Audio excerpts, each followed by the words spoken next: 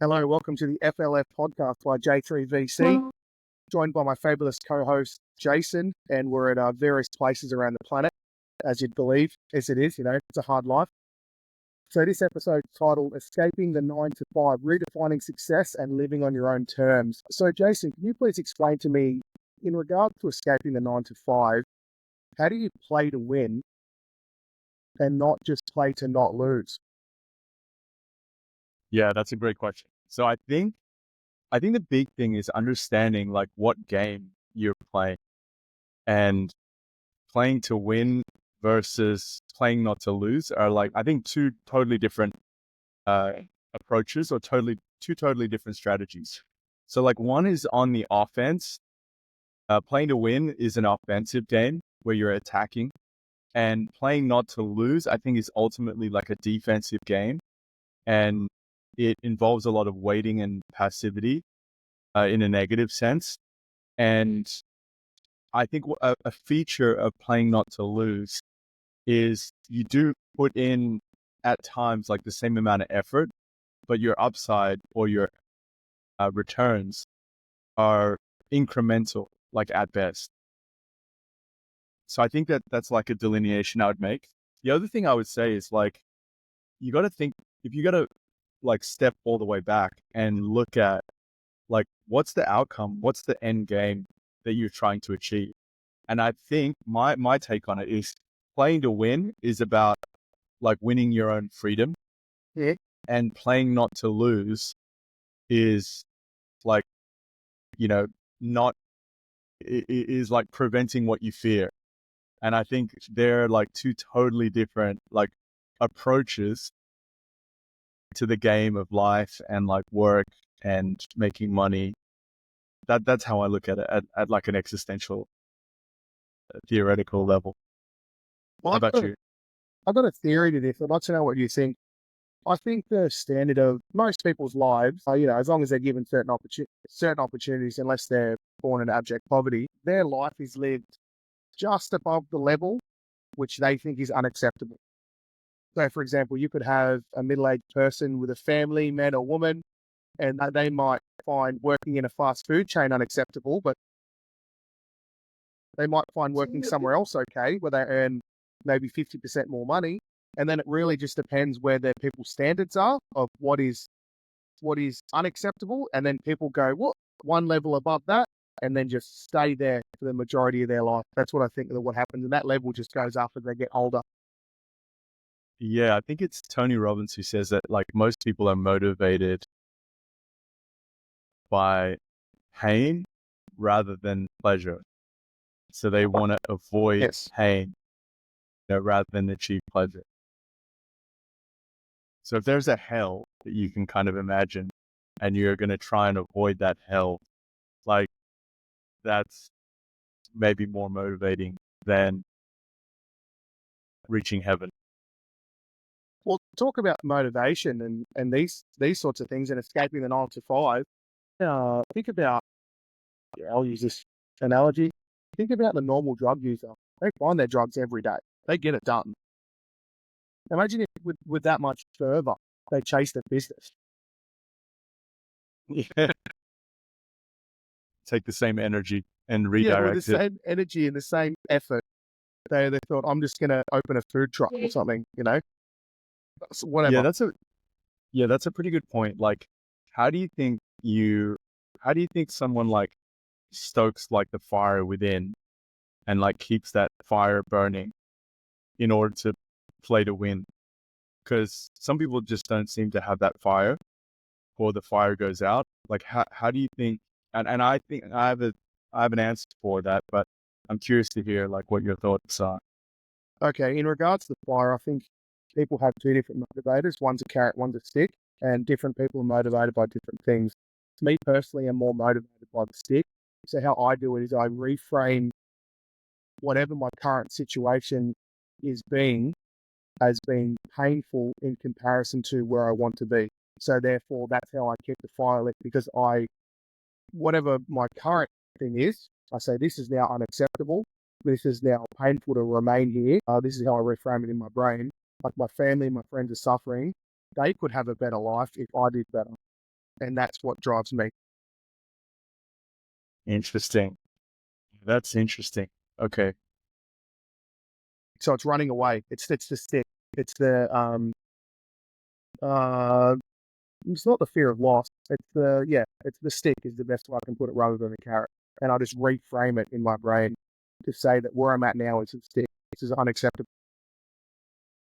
Interesting. Okay. Yeah. For me, like, I would say like the alignment has to be between like my core identity or my self-image and being reminded of that and then being in alignment with that. So if I see myself as a winner, as someone who's succeeding, who's doing well, even when the circumstances aren't going well, then the actions that I would take are in line with that core self-image, that identity. And so that is the way to like ignite and like keep that fire going. Yeah. So the pillars that you discussed before. Yeah. They like had their expression around like, for me, like 4 pillars that are like a foundation, but I think how you view yourself is like really critical. I think that's everything that all it ties into self identity is because I see it in circles in the property development world. One of the things that a lot of people struggle with, and I didn't necessarily understand it, is when they start doing it and they leave their job, their 9 to 5 and become property developers, they stumble when people ask them what they do. They don't want to say property developer because they don't feel like they've earned it. They might have completed a couple of projects or had their own successes, but they don't feel like they're allowed to say it. And I think that comes with the self-identity aspect that you were speaking of before. They've done it, the thing, but their idea of themselves hasn't caught up to what they've actually achieved in reality yet. So would you say like most people in general are playing to win or playing not to lose? Most people are playing not to lose, hands down, over 90%. Yeah. Why do you think that is the case? I think that's the case because that is the way that people were brought up and it's sort of hardwired. People's timelines, I think, are too short in regards to their goals. That's why. So it stems down to the most basic thing. Have I eaten today? Are my bills paid today? They're not thinking, or this month's sake. If people were to expand their time horizons over years, then I think this would change. Then I think a lot of people with aspirations would realize that they can do better if they were to expand their goals out and be honest and realistic about it. Yeah. So you think people are lacking like technical know-how in terms of like, oh, how do I escape the 9 to 5 and, make lots of money? Or you think it's like a mindset around themselves and the framework, how they look at the world? I think for people specifically trying to escape the 9 to 5, there's definitely enough stuff out there. And one of the little stumbling blocks that people fall across is when they are doing it is there's so much information out there for free. First of all, I think there's an 80-20 rule where you should be doing 80% doing and 20% study. When you study, you should be writing notes and then reading those notes and then applying that to the 80% of your doing. And then once you are doing that, the mistake I see people make regularly is spending too much time in the free world, where I think they should delve into whatever they want to do. They need to get behind some sort of a paywall, and all of a sudden they'll find the quality of people go up tremendously. So to where they might need to interact with 100 or 1,000 people in the free universe of whatever community or group they're looking to do to find someone they resonate with. Then when you get behind a paywall, that increases by like 10x. It becomes 10 times easier to find a like-minded person because they've put some skin in the game. They take a little bit of skin and put it in the game. It doesn't have to be some $50,000, $100,000 group. It can be anything. Just have some skin in the game. Yep. Yep. Yeah, that makes a lot of sense. Yeah. What are your little hacks you think for people to get started? Let's say someone's listening to this and title's going to be something along the lines of escaping the 9 to 5. Can you give say a 5-step plan, or a 3 to 7-step plan of how to get started and how to do it if you had to do it again, if you started from zero right now? Yeah, I think it definitely starts with like what your dreams are and what you want. Like that's where it starts. You don't need to have the answers, but like you need to start with like what do you want and what's your dream and what are your desires. Once you can like take ownership of that, then you can start to engage your imagination, your vision. You can start to think big. You may not know how, but having a what is like very, very critical. I think the second piece, and I've just been studying and thinking about this recently, is you have to understand and self-analyze and understand why you haven't achieved that so far. So most people, I think, are like, quite. It's like when you do an audit of a company, you see the discrepancy between what is being told versus what's actually the case. So if you were to audit yourself and analyze yourself, you can see the discrepancy between what it is you wish and what it is you're sowing, and whether you're sowing, in line with your vision and your mission and your values, and you can see the discrepancy. So everybody has, I think, weak spots where what they do, like how they spend their time and their execution, doesn't necessarily line up with what it is that they say they want to do, or what they say they want to achieve, or what they want to have happen. And so you have to be able to identify and own what those things are, because what that typically is, I've heard it addressed as like a power drain. And that power drain is usually like where you can feel powerlessness, and it's a result usually of fear. And once you're able to identify the fear that's controlling you, then what you need to do is address that fear. So it's not that the fear goes away, but you're able to like own it, name it, confront it, work beyond it. And then I would say the third step is having accountability and daily habits, incremental daily habits that compound and are consistent towards what it is that you're trying to achieve. I think at a very high level, that's kind of how I look at it. Sometimes what happens is, maybe the vision isn't clear, or maybe the vision is clear, but for some reason the execution like isn't lining up with the vision. And I think that's where like a lot of people tend to get stuck.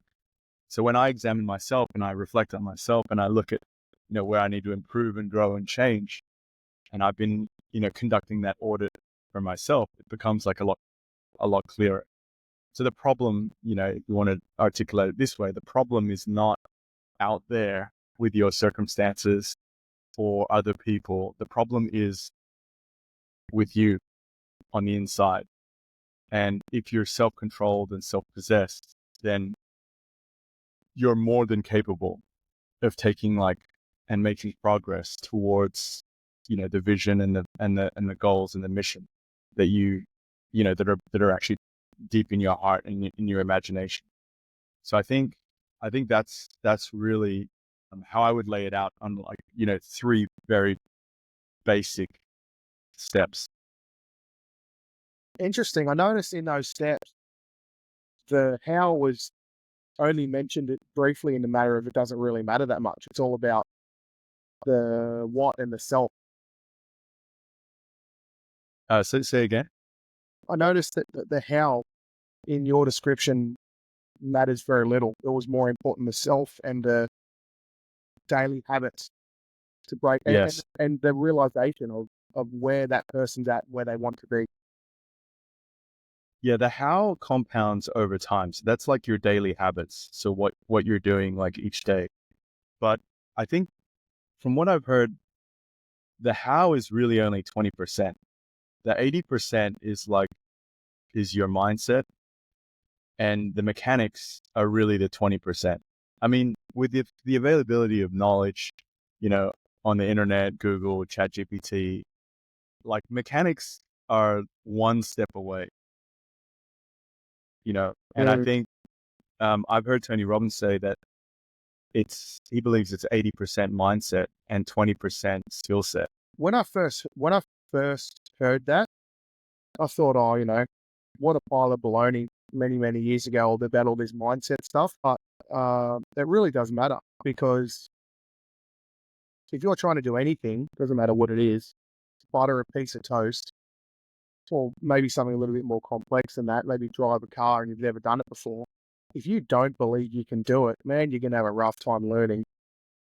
But if you do believe you can do it, it's going to be a more pleasant experience. And at the end, the person that believed they could do it from the start probably got there sooner, had an easier time, and they've got more energy to get better at it, rather than the other person who's probably run out of energy, tired, frustrated, got to the finish line, limping and like just made it across the line, and the other person's all full of beans and ready to go again and ready to do more stuff.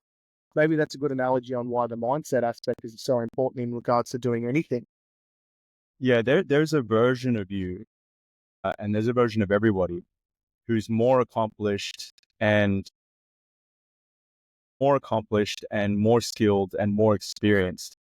And the fastest way to become that person and to achieve those outcomes is to embody the traits of the future version of you, the successful future version of you, before you've actually done it. So think of it this way: the future version of Jeromie is extremely successful, hardworking, diligent, competent. So in the present moment, rather than going by your feelings, rather than going by your circumstances, you want to align yourself with you want to align your self-image with that future version of who you want to become. And by taking those actions, those behaviors, those daily habits, you are creating a self-fulfilling prophecy towards becoming that person. And it's the fastest and most effective way to accomplish that. The problem is that most people can't use their imagination and can't see themselves as successful and great because they're reacting to the past or to circumstance or to what they see in the mirror versus what they could be in the future. Believing is about reaching into the future and seeing that better version of yourself and aligning your behavior in the present with that future version of yourself. No, I like it. And how vivid do you think the person needs to make that future version of themselves? The more vivid you can make it, the more real it will be for you, and the more effective it will be for yourself. Like, for example, I'll give you a really practical example.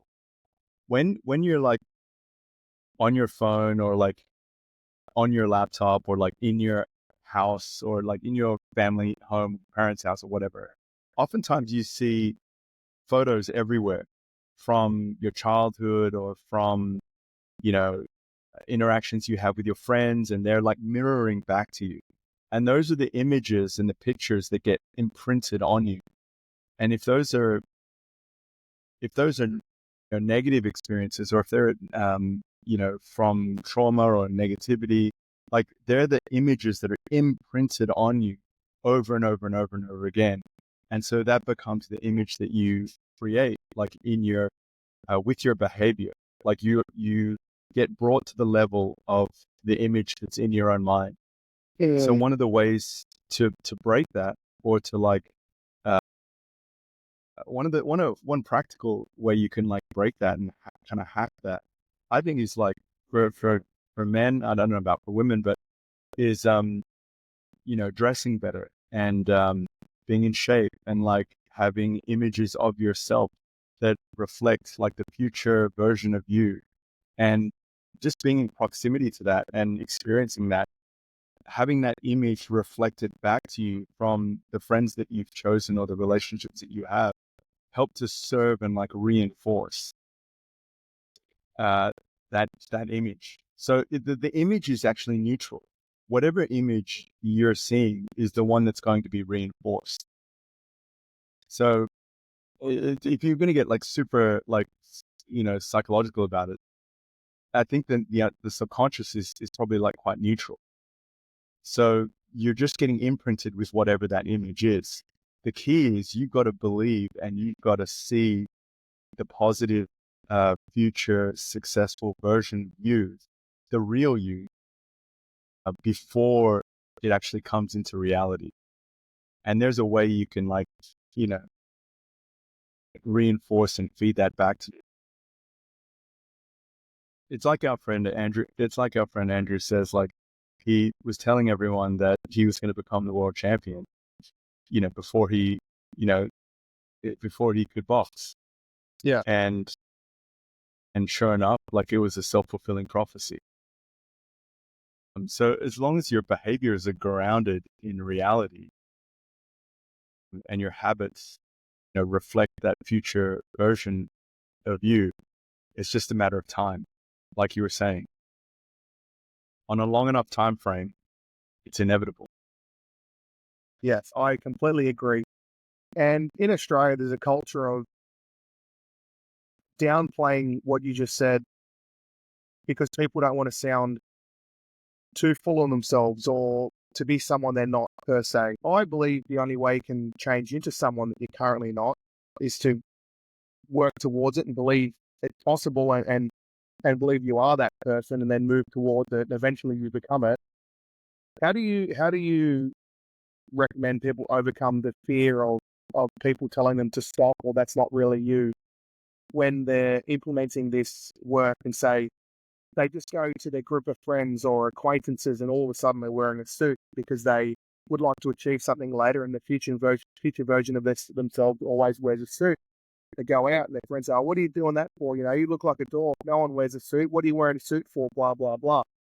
How do you recommend people overcome that social aspect of that? Because that's a block that some people think is large and is very difficult to overcome. In reality, I know it's not, but what are your tips to help people overcome that social pushback? I think the big thing, and it's harder when you're young, the biggest thing is to understand that you have a choice with which tribe that you pick. So if you're passive about your tribe, it's where you grew up, whoever just comes into your life, and you just receive whatever that, whatever tribe comes to you. It's like very passive. The reality for winners is you understand that you have a choice, and the choice is to pick and choose the tribe that you want to identify and have affinity with. And that tribe may not be in geographical proximity. It may be through some kind of affinity or like some values, but the power of choice over your tribe is the biggest thing that's going to break that. And if you can't choose your family, you can't choose like where you were born, but after that you can choose like whatever relationships or whatever connections or whatever tribe that you want to identify with, you can choose that and make that choice. And the reality is that, like, so if you're really looking, like, you'll find it. And if, let's say, whoever's listening to this podcast does decide they want more for themselves, they would like to leave the 9 to 5 and be able to do things like travel the world and spend their time in whatever way they choose. Let's say they do the audit, they audit themselves, they realize the person they want to become, they start dressing better, they seek out some new friends and it's very likely not going to be the first group, the second, third, or fourth, or fifth, or 10th probably that you look for. Like, let's be realistic. It might take a little bit longer, but that's okay. When someone does start finding those things, can you explain what that would look like? Because they're probably working a job, and the only way I know to get out of the 9 to 5 is to start a business.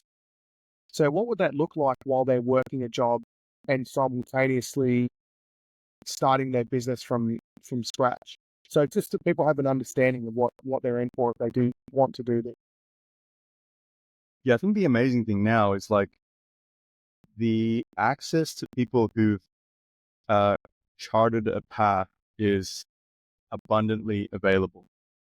So anyone like on the internet can like open YouTube and like see their favorite creator or entrepreneur or personality of whoever, character, person, and say that person resonates with me. What they've done like is interesting to me.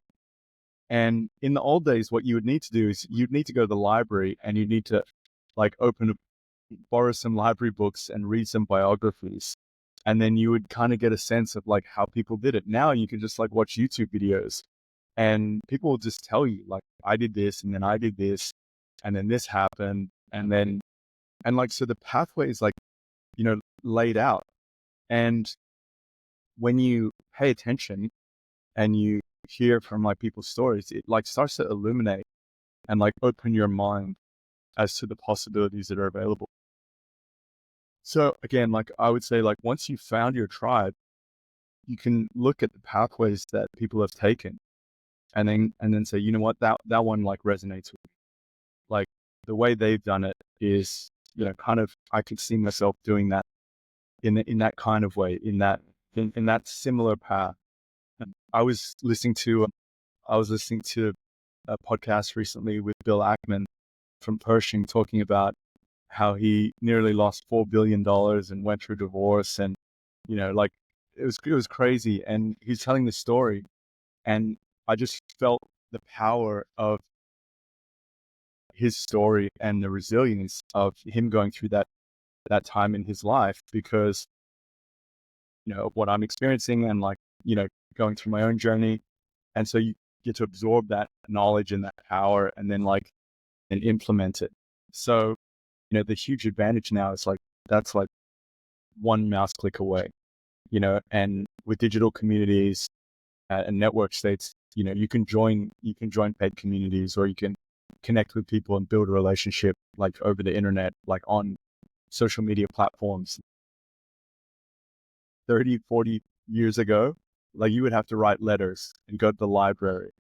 And if your family like didn't know somebody, like, yeah, it would be super hard. And you'd be like trying to figure it out, by yourself. But again, like, I think, so that access is probably the 20%.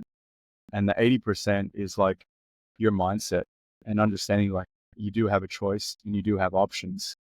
Pathway has been trodden before. And I think finding your tribe really helps to like,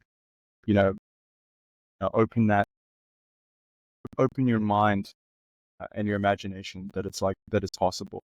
Seeing that people have done it before, in your area, that I think is really huge. I think, honestly, Jason, we've nailed it. I think anyone looking to escape the 9 to 5 really doesn't need any more information that we've just given in less than 30 minutes.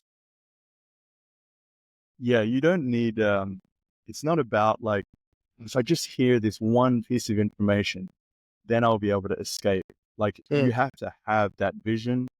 You have to have that burning desire. You have to understand, that the game in general is rigged and, 9 to 5 only serves a certain purpose, and things like inflation and like, the nature of like global currencies and the reality of the world, is completely changing. So what worked for like our parents, like in a previous generation, no longer applies. And so it's understanding the game and then understanding that the rules of the game have changed. And then you got to look and see who's playing to win, who's winning the game now, and what's the blueprint, and then following that blueprint. And, I think that is really the pathway. And it's not for everybody. Not everybody wants to, pursue that. But it has to come from within, and it has to like be from a fire that's like burning within. Yeah, I think I agree. Is there anything else you want to add? I think that's it. Anyone watching this, that's it. Don't like watch this and then lay down and go, oh, I'm going to work really hard today. I need to watch another 2 hours of YouTube videos. That's not the answer. You've got everything you need. Watch this 2 or 3 times. You could write down notes that probably would fit on one page. And then you've got a plan that you could probably set yourself on a 2-month time to get to work and start those daily habits. And you don't really need to know more. Maybe the other research you do is finding out someone who's already trailblazed the path that you're looking to walk, and then you can walk behind them rather than cutting a new one. Yeah, exactly. Yeah, it's very, very rarely I need to know more. It's usually just get to work the plan. It's usually. Okay, I agree. And that being the case, I think we might end it there, Jason. Thank you very much for your ridiculously amazing insights as always. Just dropping knowledge the entire time. If anyone wasn't sure, Jason has obviously broken free of the 9 to 5 and he's done it. And so instead of trailing your own path, you can just listen to what he says and walk behind him. That's a no-brainer for me. But thanks for joining us on the FLF podcast. If you want to reach out, feel free on our social medias. And have a good day. I'll see you guys on the next one. Cool. Thank you.